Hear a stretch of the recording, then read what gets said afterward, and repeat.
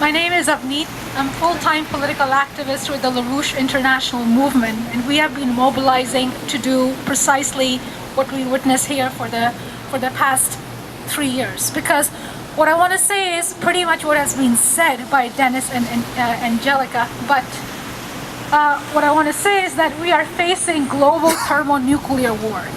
And if people want to understand what's going on in Ukraine today, go back a year. Go back to when Yanukovych rejected the European fascist deal that was handed to him. Because he was told, he was given the option to join the EU. And he looked at EU, he looked at Spain, he looked at Greece, he looked at Italy, he looked at the 60% youth unemployment in Greece. He looked at Italy, where the Italian labor minister said that the youth in Italy are too choosy because they want permanent full-time jobs, that they should get used to temporary jobs. Why would anybody want to join the EU last year or even today? So he rejected the EU deal. And as soon as he did that, there were actions that were launched against him. And what essentially the world witnessed was a coup. A coup to replace him with an even more corrupt and even a total fascist government, which is the present government in Ukraine. And that's something what people have to realize, that the Ukrainian coup that happened last year is probably one of the world's best documented coups in world history. Better than what CIA did in Iran, better than what the CIA did in Chile, better than what they did with Lumumba in Africa in 1961. And it's the best documented coup because we have the Assistant Secretary of State, Victoria Nuland, on record in a recorded conversation on YouTube with the ambassador to Ukraine from United States, Geoffrey Pratt, where she talks about replacing the Yanukovych government with Yatsenuk. And where she also very popularly said, "Fuck the EU."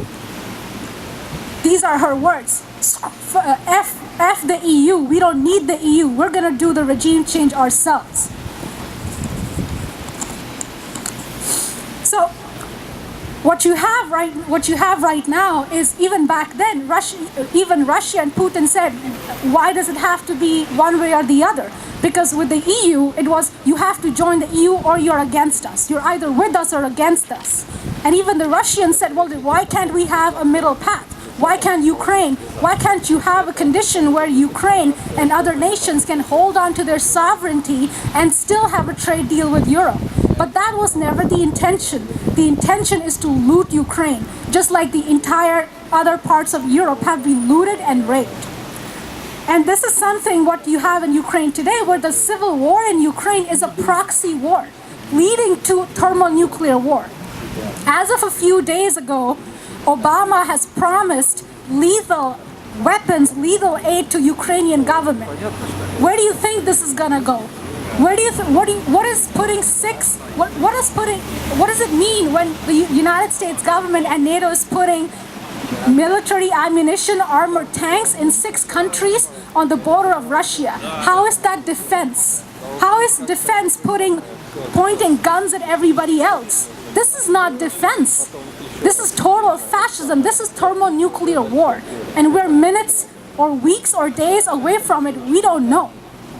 On the other hand, if you look at Greece, you have Greece, the present government of Greece, with just one, has rejected austerity. And you have Greece and other countries right now who are looking to work with Russia, to work with China, to build the world land bridge, specifically, which is the project here.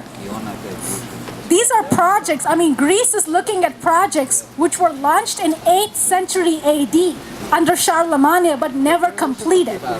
This is the alternative to the present war in Ukraine, in Syria, and the financial warfare being unleashed in Europe. And we have to join that. So I just want to end by saying that, this is our alternative. This is what my movement has been organizing. A world with sovereign countries, republics, fighting for the dignity of man. Because the other alternative is what you have here, for example. You have the architect behind us, the architect of World War I.